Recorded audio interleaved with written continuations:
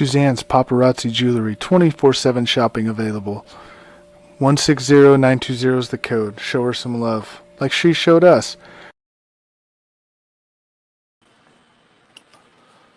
All right, hello and welcome to Tuesday Night Mania.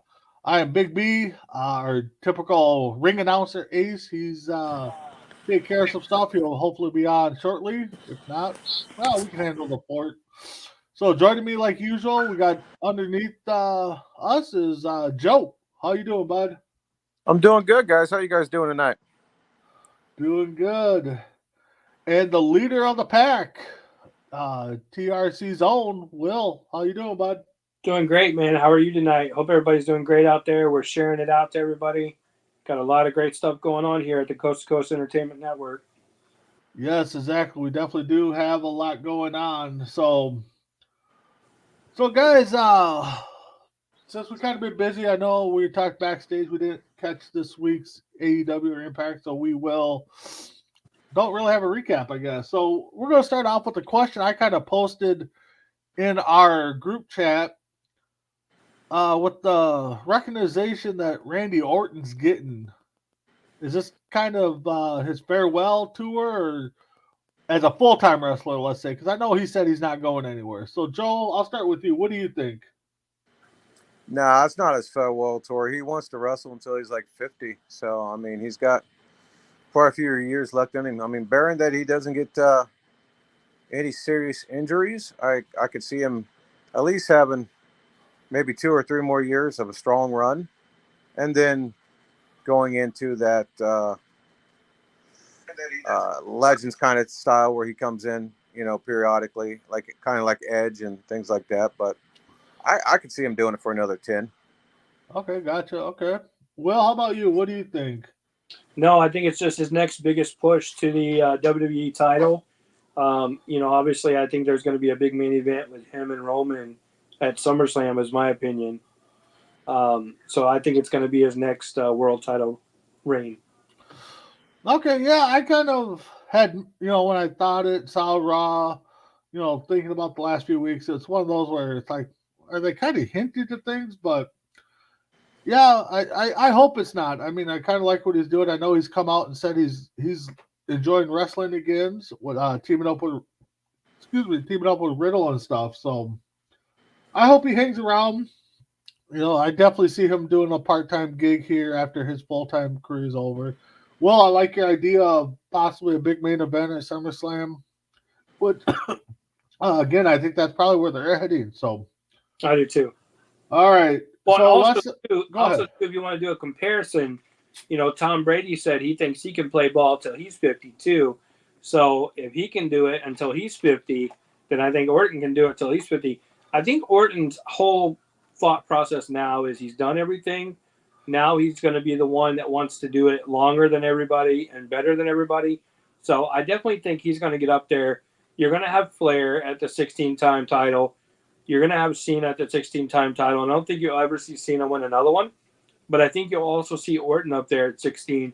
Obviously, Triple H is the only other living wrestler that is anywhere near close. And he's retired now, physically retired, and can't compete. So he'll never get up there with Flair and Triple H, or Flair and Cena. So I think Orton will be the one to get up there. And there'll be 3 men tied at the most world titles. Yeah, because was it Orton or Cena, or maybe both, said they didn't want to break Flair's record? Cena didn't want to. Okay. All right. Mm-hmm. All right. So let's go to our next topic. Let's talk about Bray Wyatt wants a fortune. So Will, break it down for us. What do you think? I think the idea behind guaranteed contracts is great. It definitely, it's just like any other sport. It's like any other entertainment business. You have a guaranteed contract to do something. However, sometimes I think you can hurt your own stock by asking for too much. He had a great career, a great run in WWE. And I think that, going out there and demanding, I'm not going to work unless it's for X amount of dollars, I think that hurts your stock. And I think it leaves a bad taste in people's mouth. And at that point, it kind of makes me think of Aaron Rodgers, where, Aaron Rodgers gets all this money to be a quarterback and doesn't take major cuts to himself to build a team around him, and he can't get to the Super Bowl. He can't get past the playoffs, where somebody like Tom Brady, who plays for the Tampa Bay Buccaneers, takes a lot of pay cuts and gets a team built around him, goes on to win Super Bowls. Of course, he didn't last year, but, just a little example. I think, for Bray, you really got to work and you got to keep working. Ring rust is a real thing. And now you're looking at more than a year, basically, of time away because he loses at WrestleMania 37 in Tampa. You don't really see him at all after that. Now here it is, it's, 15 months or 14 months later after WrestleMania. At some point, ring rust is a real thing. You get back in the ring, you start moving slower. You're not able to perform the way you were before. I'm not saying that's exactly what's going to happen, but you can demand as much as you want. But at the end of the day, if people are not calling and offering you contracts and offering to meet your demands, there's a problem. And I know he's talking about wanting to do movies and acting and everything else, but those are not guaranteed spots for everybody. Yep. Everybody can't go be an actor because if you could, everybody would do it. So just some thoughts on that. Yeah. How about you, Joe? I agree. I hear rumors like everybody else does that he's demanding, or not demanding, he's wanting a big time contract. And the problem is nobody has seen Bray Wyatt, Wyndham Rotunda, what you want to call him, outside of his Fiend character and or Bray Wyatt character. So can he draw money? That's another thing too. Is like, okay, I want $3 million, but I'm basing that upon what I was able to draw as a character that somebody else created. What does he come in as? Everybody knows him as far back as Husky Harris and things like that. So he's evolved, but to want that kind of money is ludicrous. I think that he deserves to make good money, but I think if he wants to make big time money, then he's got to be like everybody else, especially with a character that everybody knows, is that he's got to come in there and prove himself, and they'd be able to get that kind of money. But the recent pictures I've seen of him, he looks really good, healthy wise. He's lost a lot of weight, trimmed up, so that's good for him. I mean, that was a big problem in WWE there, but he says he's going to come back at some point. His brother says he's going to come back at some point. So it's definitely a not if that they're not. It's just going to be a matter of when and where, and who has that kind of money to remotely give them. Hopefully they can meet in the middle somewhere, especially on a guy like Bray. Yeah, no, Roger Cooper chimes in, expectations versus reality is the issue. You're right. I mean, we all think we're worth top dollar at our jobs and, we're not going to get it. And, Bray, yeah, I mean, for a while there, he was probably one of the hottest characters going on. We're selling merch. I don't know what the falling out between him and WWE was, or why, maybe his asking price is too much and that's why he hasn't got signed yet. Will, I liked your comparison with Brady because, I mean, like you said, he was willing to dump some salary, open up some salary, and get it in there, get it done to do a winner. I definitely think a lot more athletes, sports, wrestling need to look at that, because, yeah, you can make all the money in the world, but, I mean, are you going to be able to use it all is one thing. So one comment too, Chief Thomas Glenn says, is Orton a new leader of the locker? I was just going to get to that. Yes. I would say no. And the reason I would say no is maybe for some of the really young talent, but I would say no. I think there's a lot of people that work behind the scenes that are probably still major locker room, leaders. I don't think Orton is. I think Orton's more of a stay by yourself, do your own thing. I mean, maybe for some of the younger guys like Riddle coming in and all that, but I mean, I don't think people like Kevin Owens and Sami Zayn and some of these other ones, Roman Reigns. I don't think any of those guys are going to Randy for any kind of advice. Wow. Okay. So I don't think so. I think he sticks to himself. Joe, what do you think on that comment? I think Will's right in aspects of it, but I also think too that he gives advice when he needs to, and he gives his opinion when he needs to give it, and he probably does help out, but I mean he's not in that sense Nobody's of a locker room. His longevity, yeah, I mean you can look at it. He's probably one of the guys that people do go to, but I mean I don't think he's really going out of his way to make it a point that he's a leader. I mean he knows he probably is, but and the respect level is there, but I don't see um, him going too far out of his realm. okay. Yeah, I think Joe. I think you guys both hit it. I don't think he's the guy that'll seek out, younger talent or to kind of correct them. I think he is probably the unofficial leader of the locker room, but yeah, I don't see him, being like Undertaker and people going up to him and asking for advice and him giving it. I mean, I guess if you approach him, he'll give it, but I don't see him seeking it out. But so he's probably like I think it was Joe that said he probably thinks he's the leader, but he's not the vocal point. He's maybe Roman Reigns might be the unofficial leader. Who knows? I mean, they definitely don't have that Undertaker leadership like they did when Taker was around. So Well, you still have Triple H back there. yep, You still have John Laurinaitis back there, and a lot of people love John Laurinaitis. yeah, You still have him.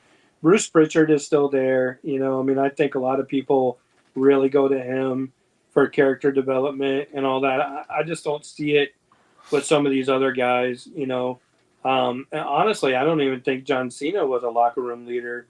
To be totally honest, I don't think he was. no. Cena's another one I think was I mean I like Cena for most of his career, but I think it was me guy. What can I do for me? How can I improve me? So but Scott Pace is chiming in. Let's be honest, Bray did not have the typical wrestling figure to start. What kind of shape is he in after a year sitting? Joe, you kind of alluded to that. You saw some pictures. I know. I think we've talked before. You said he doesn't live too far from you guys. So, what have you? What can you chime in more on that? I know he's out making a horror movie right now, but some somebody came up to their dad and asked him the same question if they were going to get back into wrestling, and his dad wouldn't comment on it. He says he supports his kids and whatever they do, but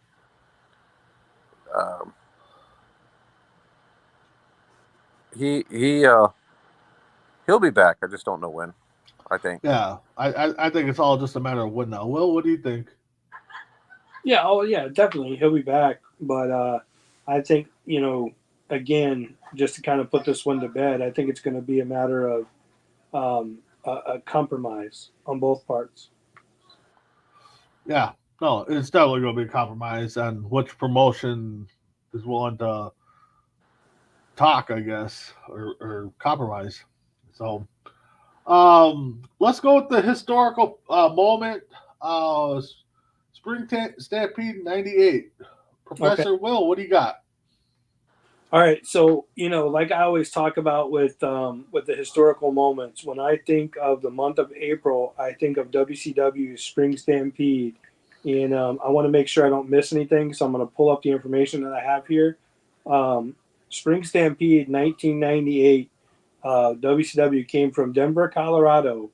Took place on April 19th, 1998. The featured matches on the undercard were DDP versus Raven in a Ravens rules match for the U.S. title, which, of course, I mean, that alone was a great match. Both those guys were still in their major prime and could work. Goldberg defeated Saturn in 8 minutes. He had an 8-minute match, which at the time, Goldberg, 8 minutes was a pretty long match. Ultimo Dragon, another guy we forget about a lot. Mm-hmm. Guy was super awesome versus Chavo Guerrero. Defeated Chavo Guerrero. Booker T versus Chris Benoit for the WCW TV title. Another awesome match. So just with those first 3 matches, I could tell you go back and watch Spring Stampede 98. Great pay-per-view. Kurt Hennig with Rick Rude in his corner defeated the British Bulldog with Jim Neidhart in his corner. So remember, after the Montreal Screwjob in '97, Brett left, and then soon to follow, Bulldog left and Anvil left, and they both had a really short run in WCW. Eventually, the Bulldog would go back to WWE or WWF at the time for another short run, but the Anvil would not. Chris Jericho defeated Prince Iaukea. Was never much on Prince Iaukea, but Chris Jericho back in '98 was really starting to come up, and he was becoming a favorite very quickly, even though he was a heel. The guy was hilarious. Who could ever forget the man of 1,004 holds? Remember? Remember that? Dean Malenko was 1,000 holds, man of 1,000 holds. Chris Jericho was a man of 1,004 holds. So, and like every other hold was the arm bar, if you remember that. So Oh, yeah. hilarious stuff there. Rick Steiner and Lex Luger defeated Scott Steiner and Buff Bagwell in a tag team match. Psychosis defeated La Parka. Hollywood Hogan and Kevin Nash defeated Roddy Piper and the Giant.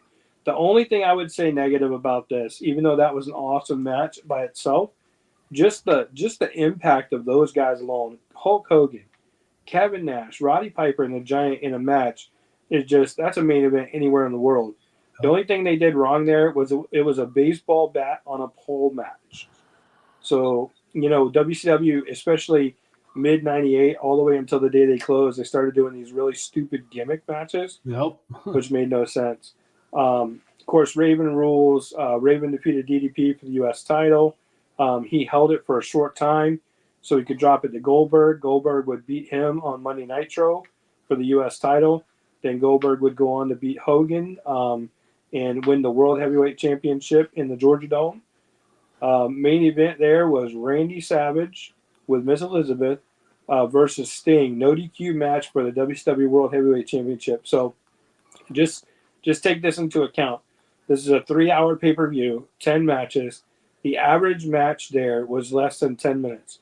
The main event match for the world title was 10 minutes and 8 seconds. Oh. The longest match of the evening was the tag match with Hogan, Nash, Piper, and the Giant at 13 minutes and 23 seconds.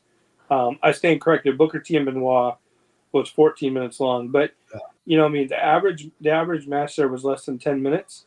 They had 10 matches on the card. So, there's a lot more, there's a lot of fluff built in. There was a lot of, showing the storylines and all that to really fill in the pay-per-view. And right then and there, they should have known they were in trouble. Also, too, if you notice another big thing, this is April of '98. Bret Hart's debut match in WCW was in January of '98 at Sold Out. But part of his contract, Bret only basically wrestled every other pay-per-view. So Bret wrestled in January at Sold Out. He was off for Super Brawl in February.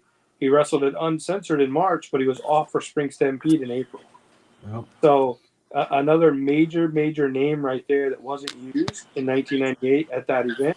Also, too, Ric Flair. You notice Ric Flair's name's not on there.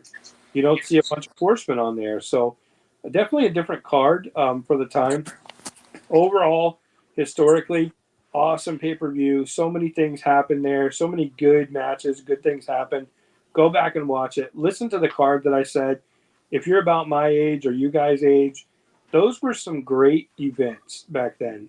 Even though they had a baseball bat on a pole match, those were some great events. So check it out. Historical moment, Spring Stampede '98. No, definitely a good card. Joe, what's your thoughts on that card, if you recall? It was a good card. I actually liked it. There was a lot of great things that came out of that. The Booker T Chris Benoit series, probably hands down one of the best series that was out there. It was the best of 7 series that they were fighting over, and they were fighting over the television title, I believe it was. So, which was back in the day was a stepping stone for a lot of guys to get to the U.S. title and then into the world title picture. And you look back at the television champions, a great list of champions over the years there, Hall of Famers, in fact. So I would recommend go back and check out the whole entire series of Booker T versus Chris Benoit, because it was absolutely one of the best series and storylines going around. And as Will said, Raven and DDP, that was probably one of their better matches. It was a good night for DDP. It started his ball rolling and him getting over. And then we got the Goldberg series of undefeated streaks going on. He wins the U.S. title the next night, and then he's off and running. And at that point, WCW was firing on all cylinders until about the next year. And you start to look at next year's Spring Stampede and see the difference there and what happened. But it was a good time to be a wrestling fan at that point. Oh Absolutely. yeah, definitely a good time. Got some comments. Thomas Raven held the U.S. title for 24 hours. Like Joe said, lost it on Nitro. He also said, I think Flair was in a contract dispute at WCW at the time. Most likely, Rogers chiming in. At least the bet was slightly better than the glove on a pole match with Judy Bagwell or Judy Bagwell on a pole match. Yeah. Yep. Yeah. And then, well, you had your match, Viagra on a pole match, I guess. Yep. One thing I was looking at, as Will was reading off, I even forgot Anvil even went to WCW. Like you said, Will. Yeah. It was a short time. I mean, He was gone by they were pretty well gone by after Fall Brawl that year. Yeah. Yeah, I forgot all about that. Anvil went over there, even though I've seen the highlights. I think it was a Bret Hart or Owen documentary I saw. They talked about that. But yeah, Hogan Nash versus Piper Giant. I mean, definitely Hall of Famers all in that match there. But yeah, definitely a good pay per view to go check out. So, historical move, the Ultimo Sleeper. If I said that right, Will tell us what that move was. Yeah, absolutely. So, again, going back in time, taking a little trip back in time with us. Go back and watch a young guy named the Ultimo Dragon or the Ultimate Dragon. Totally incredible. Just a phenomenal.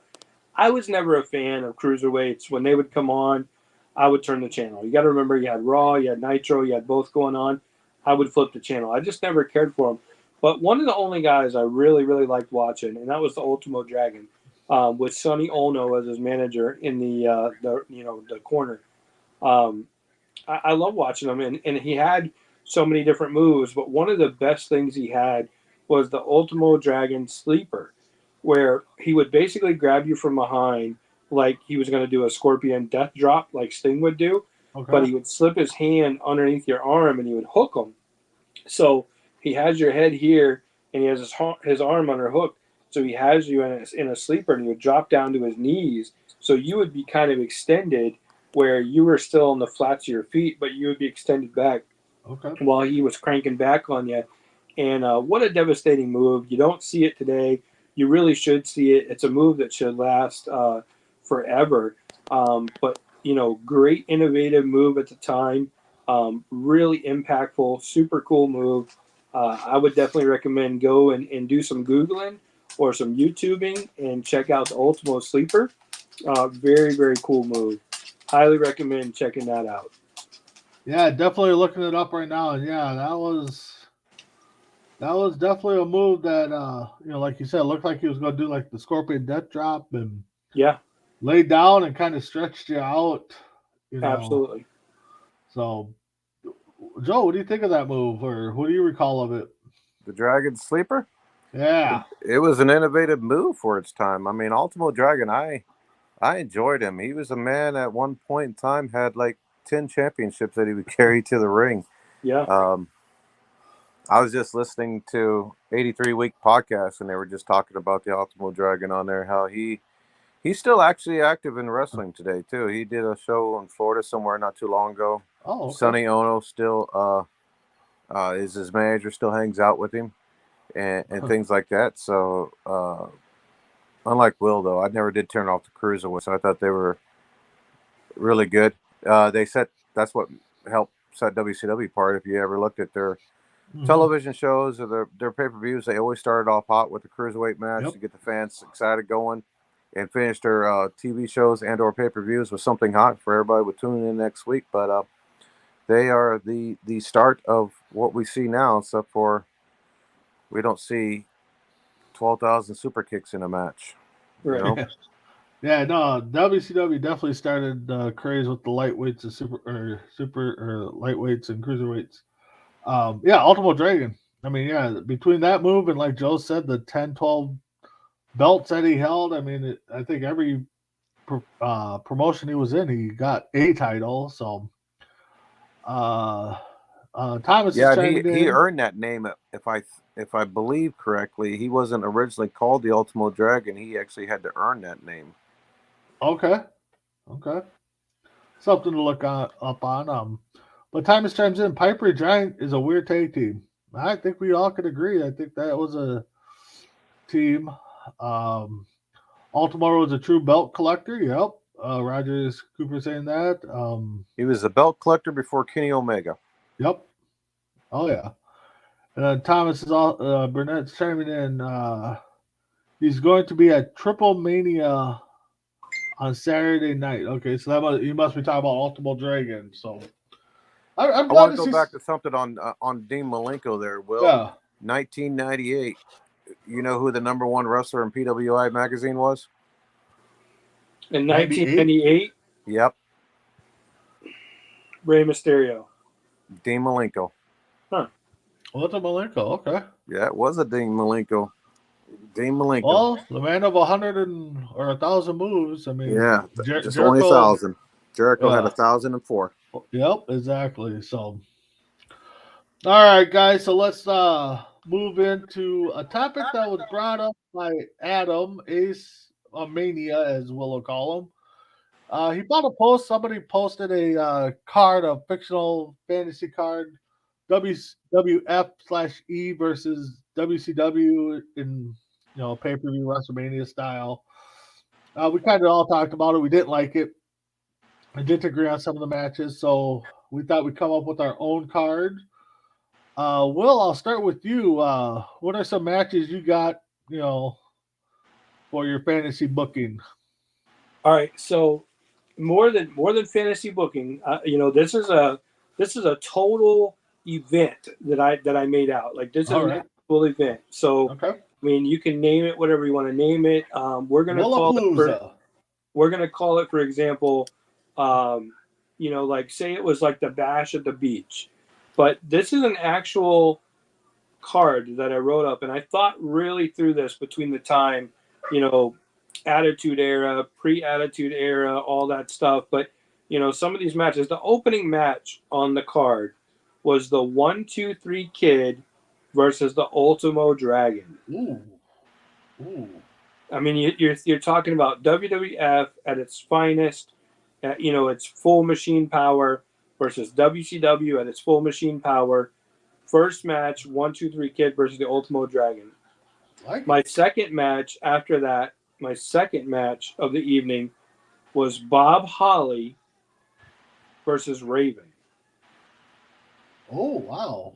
Ooh, That is a hell of a mix. That's a match that, you can put that on today and it would be a tremendous match. Yep. Third match, 1994 Head Shrinkers versus 1995 Road Warriors from WCW. Ooh. Head Shrinkers versus Road Warriors. That would have been my third match. My fourth match would have been a rematch from a lot of matches that they had, but I'm going to say 1993 Macho Man versus 1993 Ric Flair in my fourth match slot. Ooh, I thought you were going to say Steamboat there. Fourth match of the evening, Macho Man versus Ric Flair. So now we're rounding out the halfway point of the card on the big major pay-per-view. And this is one that everybody probably wouldn't think of, but this is probably the match that could have really done it for both sides. Fifth match of the night, Shawn Michaels versus Sting. Oh, wow. No, I didn't. I would not have thought of that match.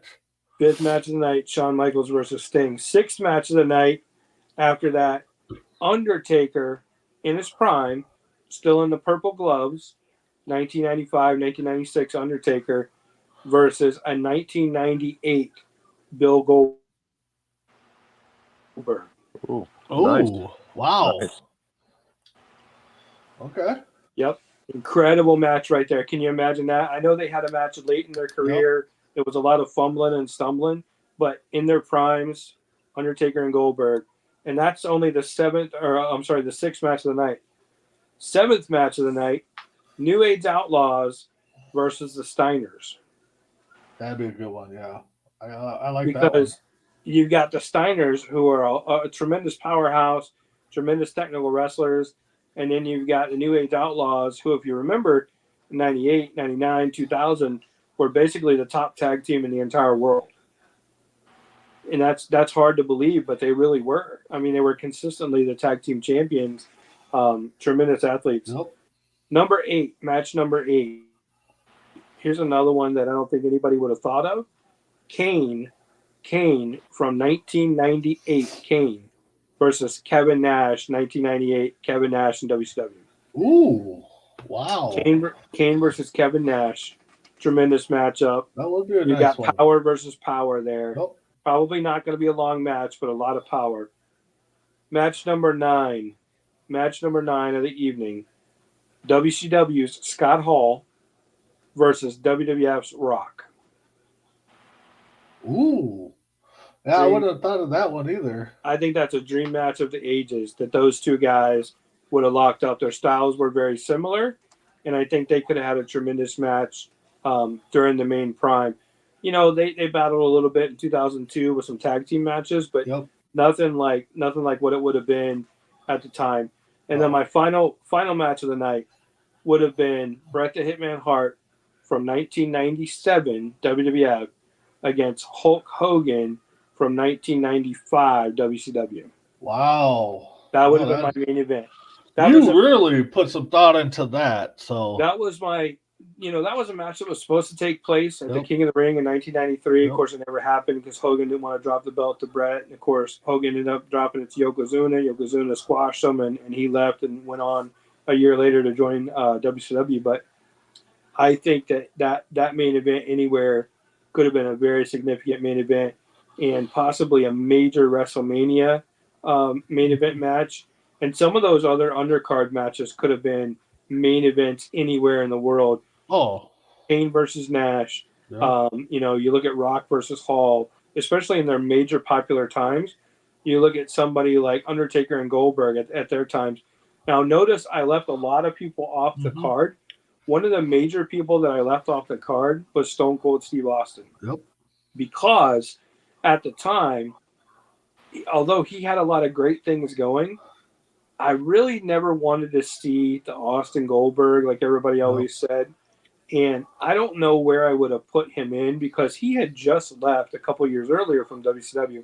Although his character was tremendously different, I don't know who I would have put him up against from WCW that wasn't already used up in the card.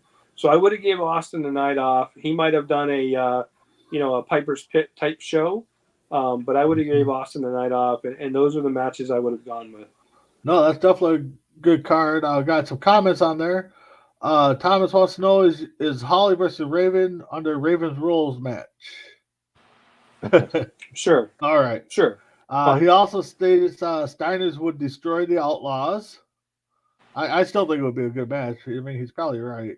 Absolutely, it would be. Scott Pace. I know a lot of people like to erase him for history, but Benoit would have helped out the card. Yeah, Benoit. Yeah, I mean. So I didn't include Benoit only because of the controversy when you mentioned Benoit's name. Yep. But I think Benoit during his wrestling time would have helped any card. So absolutely agree with Scott.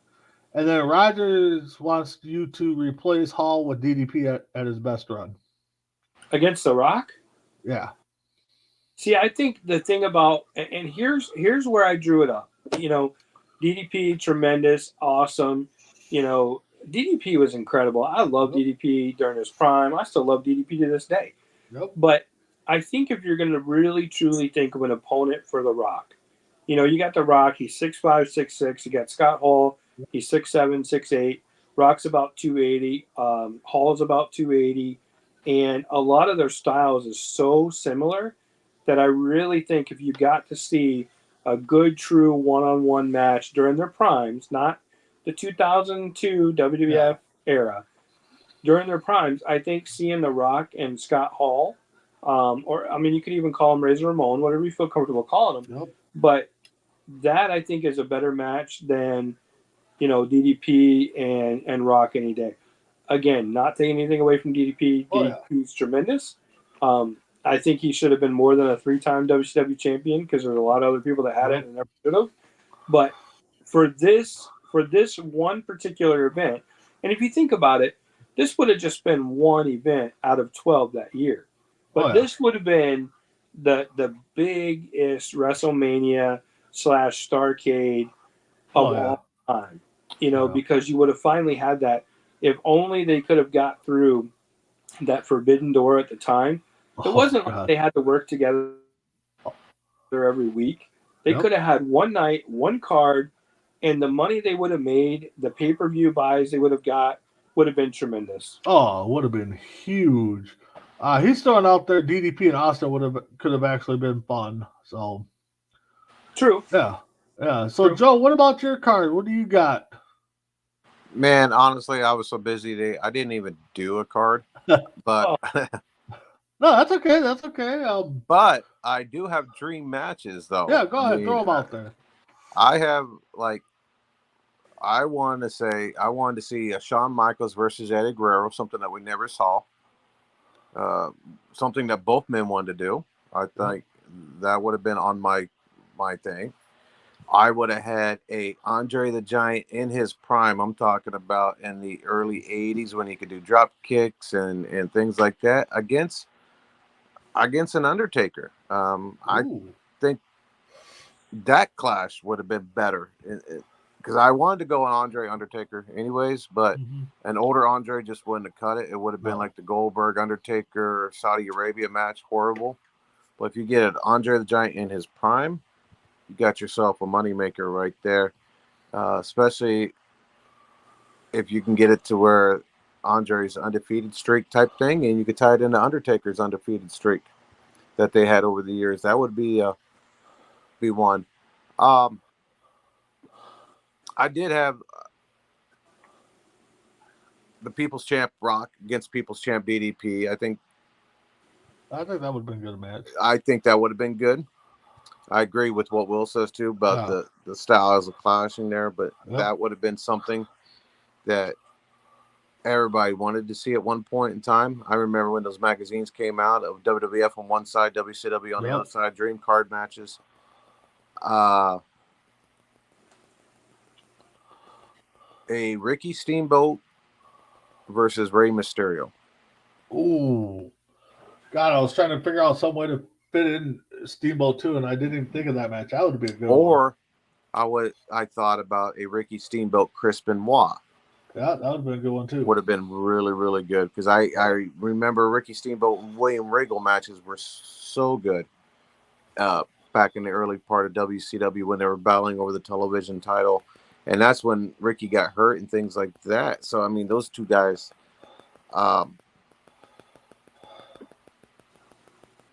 As far as Stone Cold, the only thing I could think with the Stone Cold, if you would throw him into a match with his style, against authority, you would have to put him in there with a straight edge CM Punk. Yeah.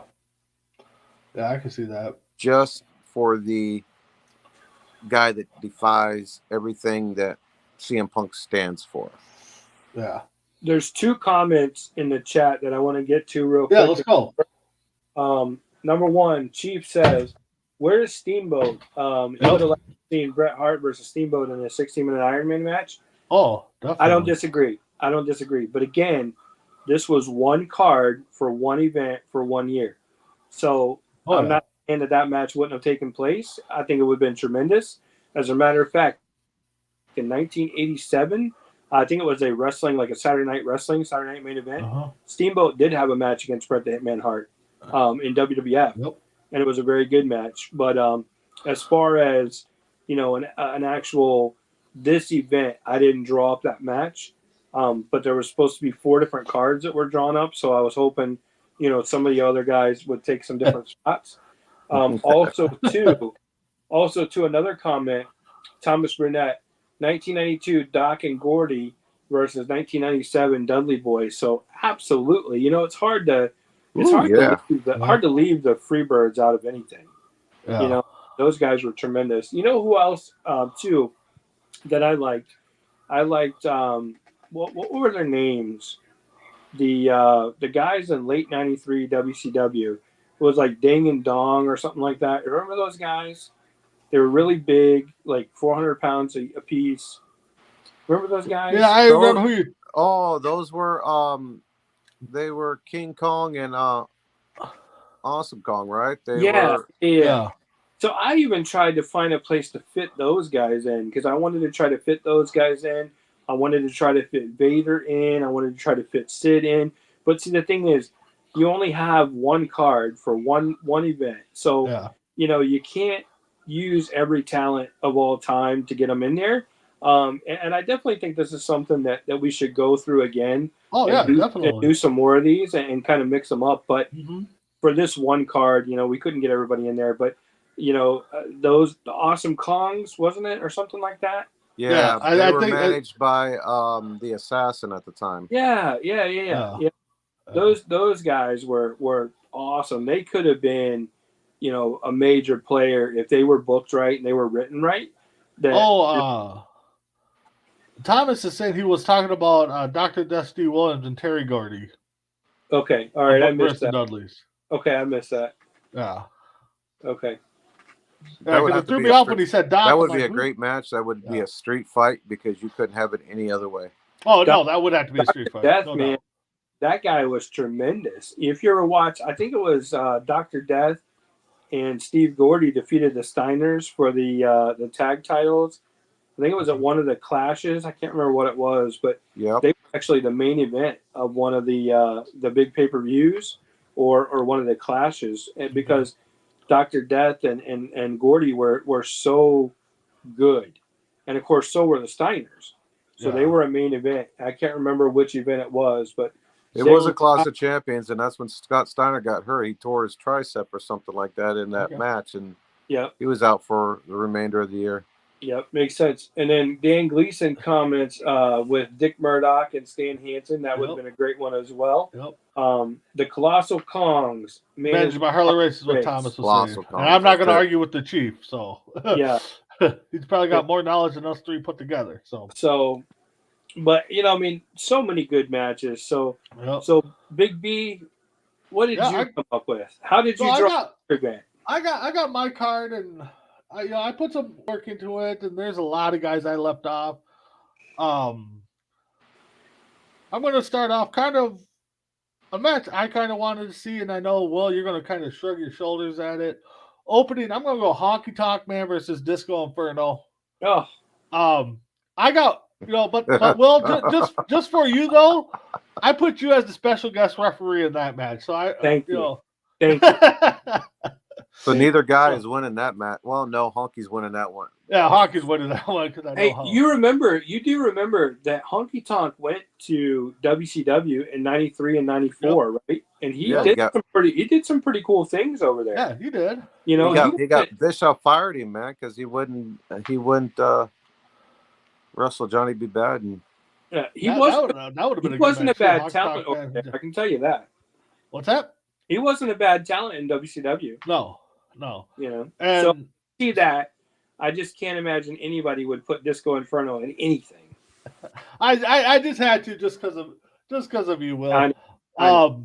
My match number 2, I gotta go to the Giants. Andre the Giant versus Giant / Big Show. I think that would be in their prime. Number 3, Street Profits versus Harlem Heat. I think would be a good match. Street Profits could fly. Harlem Heat, they were kind of agile to a point. Number 4, I'm going to go DX in a 4-on-4 match with NWO's Hall, Nash, Luger, and Buff Bagwell. Special guest referee I'm going to put in that is X-Pac. See what side he chooses. Number 5, I'm going to go Brett, Owen, and Jim Neidhart versus Malenko, Benoit, I had Eddie in there for a little bit. And I scratched him out, and I put Norton in there, Scott Norton Jr., because I think him and Anvil would be the power of their group, and I think they would put on a decent match. Match number 6, I'm going to Battle of the Kings. Jerry Lawler versus King Harley Race. I Nice. think would be a decent one. I like that one a lot. Number 7, I'm going to go kind of like a family style match. So even though I know Cody Rhodes. We go back for a second Yeah. to the Harley Race and Jerry Lawler. Yeah. I'm sure some of these guys can comment and tell us the exact match and event and date and everything else, but I'm pretty sure Harley wrestled Jerry Lawler multiple times in Memphis. Oh, probably. And I don't think I'm sure we can go back and find the footage on YouTube or whatever, but I don't think you could find a better 2 pair of guys. Jerry Lawler in his prime. Nope. Jerry Lawler went to WWF 1993, and they kind of turned him into a cartoon character, and they made him really, really watered down. Yep. And then they needed a commentator, and he goes to the commentary table, and then he really kind of just is gone as a wrestler. But very talented wrestler. The guy, you go back and watch. I have a DVD around here somewhere. I'll have to find it, but it's probably on my DVD rack. But Memphis Wrestling with Jerry Lawler, and it's like the history of Memphis Wrestling with Jerry Lawler and Andy Kaufman and Jimmy Hart, and there were so many good matches. Jerry Lawler and Terry Funk in an empty arena match. Go back and watch that if you get a chance. Find it somewhere on Memphis Wrestling footage, YouTube, whatever. Go back and check that out. Okay. Outstanding pick. Jerry Lawler versus the King, Harley Race. Harley Race, when he was in the ring and during his time, the guy is just incredible for his time. No doubt. So match 7, I had a little family affair. We're going to go Rocky Johnson, Roman Reigns versus the Roses, Dustin and Cody. Even though I know Cody never wrestled in WCW, I thought that would be a family tradition type match. Match number 8, I had the Usos. I kind of wrote a 5-way tag match here, but I don't think it would be possible. But anyways, Usos versus the Bulldogs versus the Dudleys, LOD, and the Steiners all together. So I think that would be, a battle of some great tag teams there. Number 9, we're going to do a little War Game style. So we have to throw the 4 Horsemen minus Ric Flair. I'm going to put Ole Anderson in there with Barry Windham, Telly, and Arn versus Kane, Taker, Cactus Jack, and Chainsaw Charlie. Cool. I think that would just be one brutal match in their prime. Who wins that match? Shoot, you probably, God, I don't know. That would be, you probably have to go with WWE on that side. Can I make one other point that I never understood with War Games? War Games concept is a concept that Dusty Rhodes made up sitting in the back room.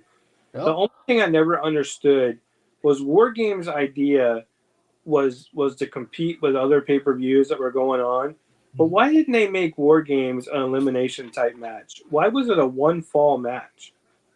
Because they brought everybody. It was 1-on-1 and then 2-on-1, then 2-on-2. Yeah. So they kind of did it backwards. But why didn't they make it an elimination? Like, for example, start everybody in and then. Yeah, and it becomes an elimination. So, you could still do the minute intervals. But what I never understood was, unless I'm wrong about this, even when the first 2 people were in the ring, they already had a referee counting, and they already had a referee in there for submissions and stuff. So what would have happened? What would have happened if somebody got pinned before the rest of the teams got in there? The concept was great. Look at that.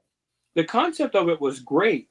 Yeah. But I think they really missed a lot of big steps there, and really having that as an elimination was a major miss on that, I believe. Well, and if I remember right, the original War Games was actually in a full steel cage with the roof and stuff on there. Now War Games is just an open cage, if I recall. All the originals were 2 rings with a cage on top. It's still a 2 rings. Hell in a Cell before there was a Hell in a Cell. Yeah. Mm-hmm. So, and then my main event. It was built to keep the Horsemen from getting out because they were always interfering in each other's matches. Yeah. Mm-hmm. Yeah. So No, couple comments real quick. yeah, go ahead. Chief says Jerry Lawler every Saturday morning with Lance Russell and Dave Brown announcing Memphis Wrestling. Absolutely. Oh, yeah. Go back, go YouTube some of that stuff, man. Jerry Lawler, everybody has their top 5, their top 4, their top 10, their top 20, whatever. I tell you what, Jerry Lawler is extremely high in my top list. Not just as a wrestler, but as a total package. Yeah. Jerry Lawler is truly phenomenal. So I tell you what, I would have Lance Russell and Gordon Soley call in my matches for my pay-per-view almost, because it would be just, if you'd never heard Gordon Soley talk, man, my God, he could tell a story. Who I would have call. I've heard Gordon Soley quite a bit, especially mid-90s, little early 90s, and then watching, some throwback stuff from CWF, which was Championship Wrestling from Florida, if a lot of people don't know about that, from the Homer Hesterly Arena in Tampa, which is where a lot of major stars wrestled. Another comment to Roger Cooper says, going back to that match that you had with The Undertaker and Kane against the Horsemen and them. Yeah. I said, who wins? Roger Cooper said, the fans win that one. Oh, yeah, no doubt. I agree. No doubt. And actually, so the original Chief had a good one too earlier. Freebirds versus the Von Erichs, which was a great rivalry, and yeah, that definitely would be on there. Yep. So my main event. So as we wrap up, the 4-way dance, probably put both titles on the line. Hogan versus Warrior versus Sting versus Flair. Ooh. I think those Who wins? I don't know, because I like all 4 of them. I'd probably go with the younger Sting in that one, winning it. But I mean, Hogan, Flair, Warrior, all faces of both brands. I think it just depends on what year it takes place, on who wins that, honestly, because if you go really early 90s, I think the Warrior wins it. Yep. You go a couple years later in the 90s, I think Sting wins it. Yep. You go a couple more years, I think Hogan wins it. And if you back it up to late 80s, early 90s, Flair could have won it. So, I think there's a lot of different possibilities there. Regardless, Sting and Flair carries that whole entire match. Oh, definitely. Oh, yeah. Definitely. Yeah, because Warrior was all about, he was the Goldberg of the 90s, where those other two guys are fucking win 10 minutes into the match. Yeah. Well, he was sweating when he came down to the ring. So, well, and then on top of that too, so what's the finish for that 4-way? So Hogan gives the big boot and the big leg to Sting, and Sting is Great American Bash type Sting, Surfer Sting. Pops up. Kicks right out. Yeah. Ultimate Warrior does the press on Ric Flair, and Ric Flair gives him the eye rake, and it doesn't work, So, I mean. Well, what I can see is, you bring it up. Okay, so Warrior presses Flair. I can see Flair, like, kind of popping up and then kind of do that, like, drunk stumble walk that he did and then flop back over and down he goes. Right. Yeah. So. Yeah, he could do that, definitely, as soon as the way Warrior threw people down half the time like that. And bounce right back up and then sell for another 2-3 minutes. I see Flair in that landing on his back. And then when Warrior goes to do the big, like, flop on him, I can't remember what he called it, the Warrior splash maybe, and Flair puts his knees up and then rolls Warrior up. I see a lot of different, possibilities in that one. So an old school roll up. That's something you don't see anymore nowadays. A schoolboy roll up for a victory, or an inside cradle for a victory anymore. That would be an interesting finishing move. Dean Malenko versus Superstar Bill Dundee. Yeah. Chief says. And then BC saying that 97 to 99, Sting would have to win that match between the 4. Yeah. I can definitely see that. We left a lot of guys out, a lot of matches. I mean, which Ace would join us? We might have to get Ace's perspective in our chat or next week on Tuesday Night Mania, because I'd like to hear what he has.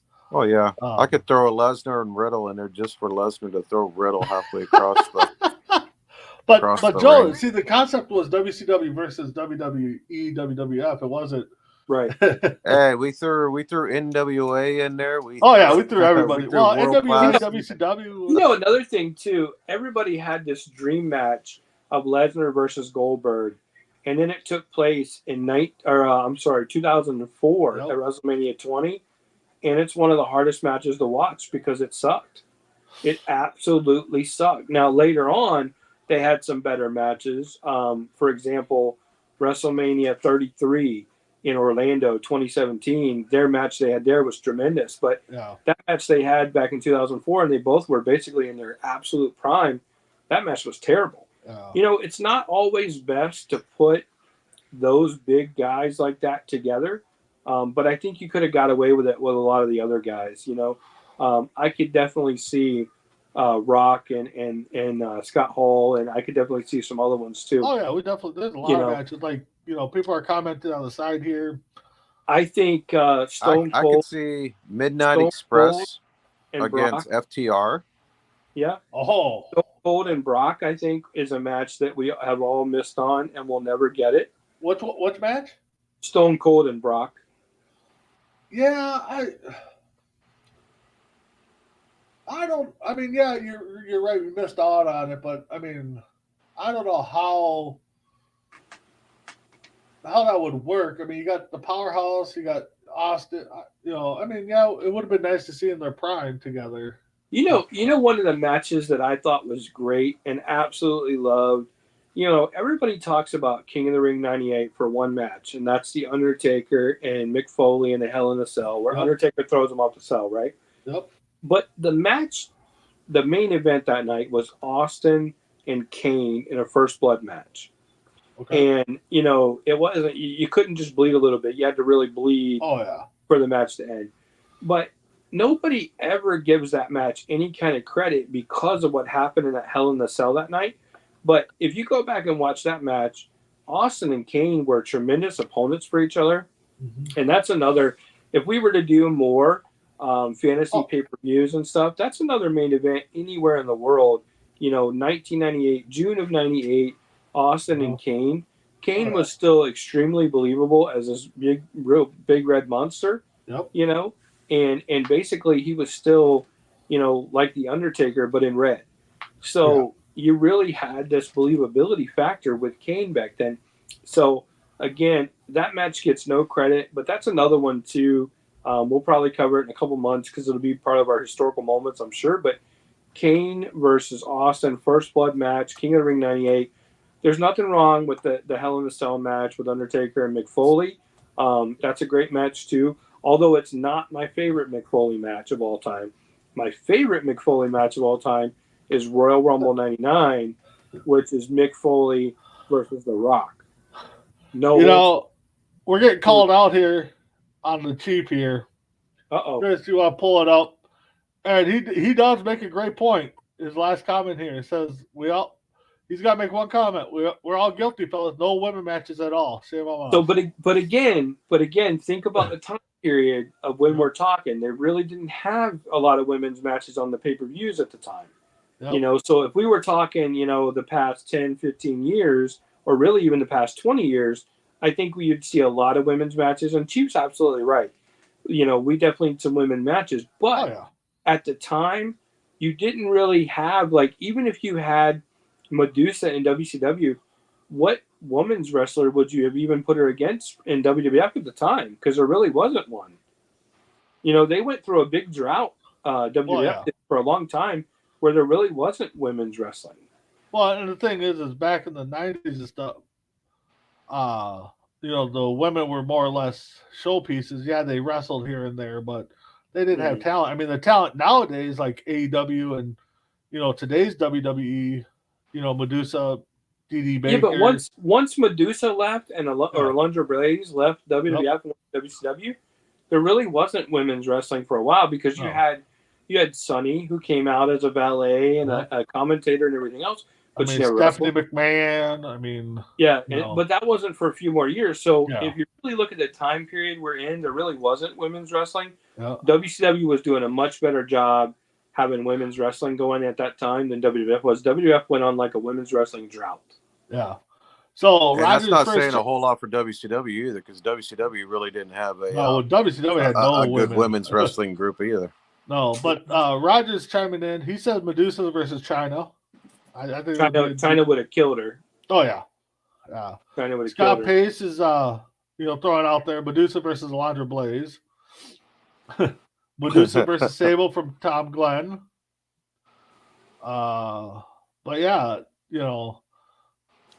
Medusa versus Baker in AEW, I think would be a good match. Medusa in Prime. I mean, yep. Look how many Medusa matches we're getting out of this thing, man. This is awesome. Mm-hmm. Wait till I see her. Yeah. Well, yeah, no. I think he went on mute. He went on mute. You're on mute, Big B. All right. So They yeah, didn't want to hear what you had to say no more, man. They were done. yeah, but Medusa was just here at an indie show, MAW, promoting, or they're crowning their first women's champ. So who else better to bring in Minnesota than Medusa? So she kind of jokingly. When she was there, did she throw the belt in the garbage? No. She was holding on to it, and she made a comment. She goes, this crowd here in Minnesota kind of gets me excited. I might have to think about getting back into the ring, but she still looked good from what I saw. I mean, I think she can still throw down here and there. So, but yeah, guys, I think maybe the next card we come up with, we'll have to talk about it. Maybe get some women matches in there. But so Will, why don't we go through final thoughts here? So why don't you start? So a lot of final thoughts. Number one, had a tremendous sale tonight before we came on here. Top Rope Collectibles, Tag Team Champions Wrestling Auctions. Great live sale tonight. Thank you to everybody there. Thank you to all the groups out there that support me. Tremendous thank you to Thoughts Count Anywhere.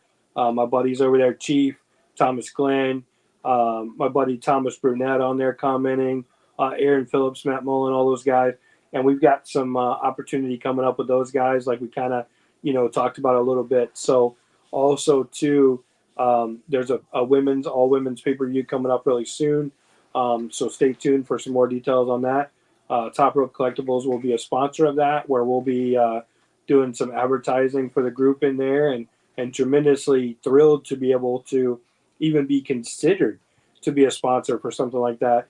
And apparently that event's going to take place on Fight TV, from what I understand. So that's really cool.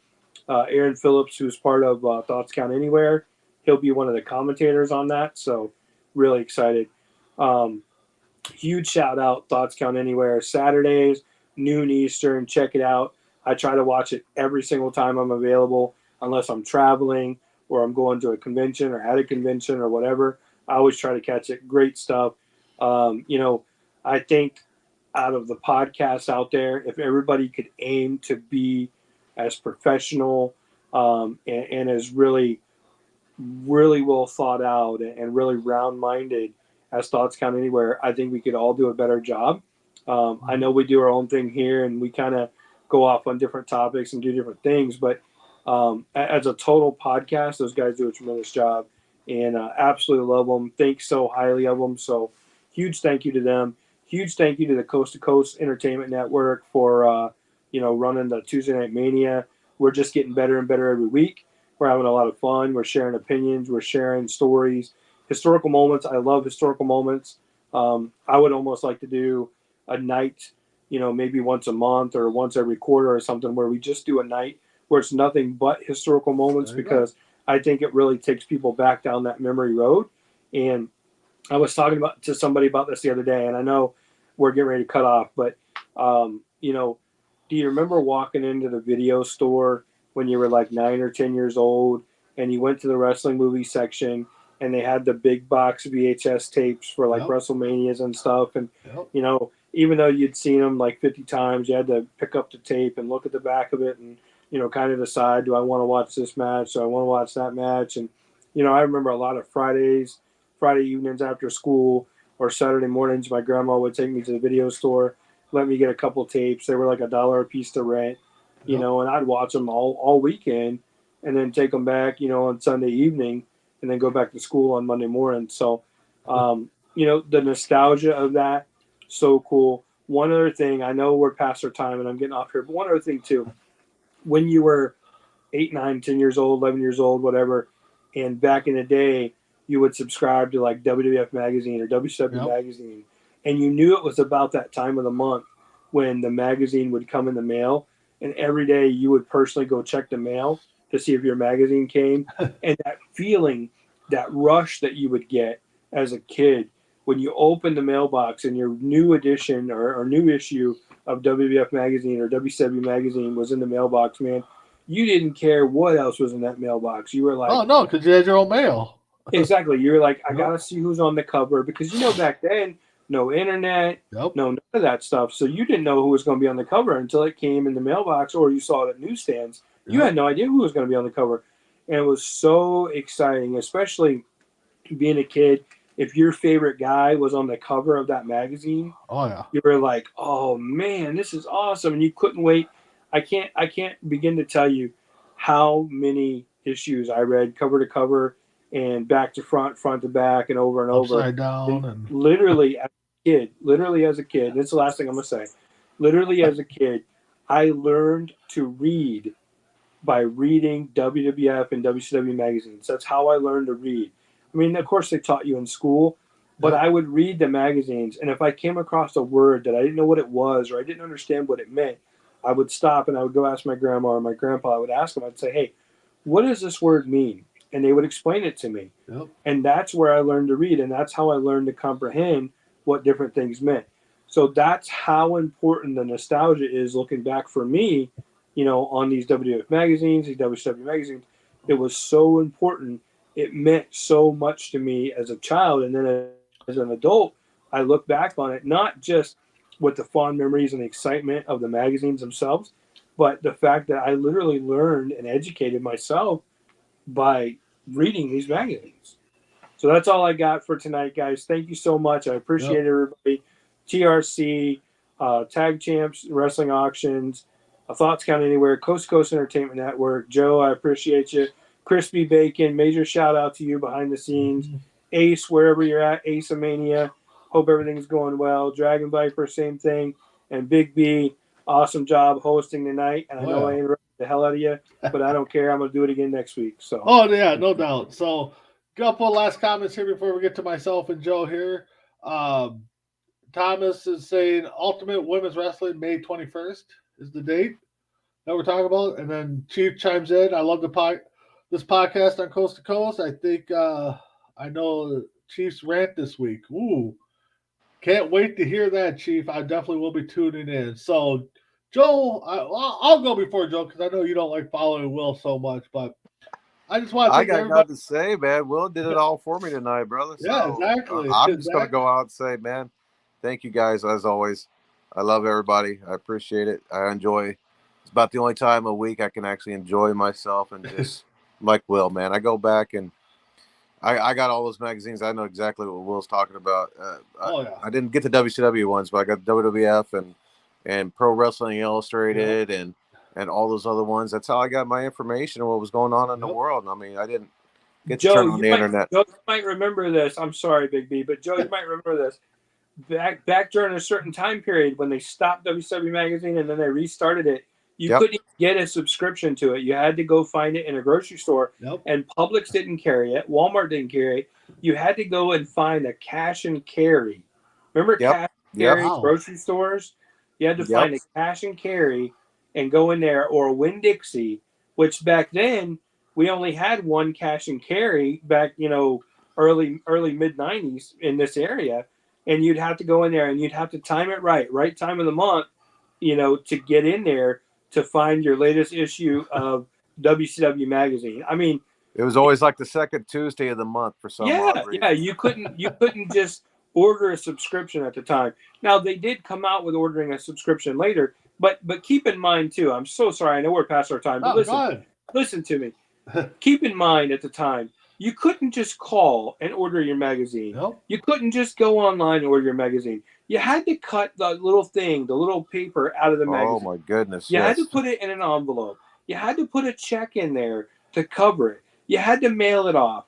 It took like 8 to 10 weeks think about that, almost 3 months to start your subscription Yep. because they had to receive it. They had to process your check. Yep. They had to get your first issue ready to go out the door. So if you didn't do that, I mean, you're waiting, almost 3 months to get your first issue. So you literally had to go and find some of these magazines at the stores.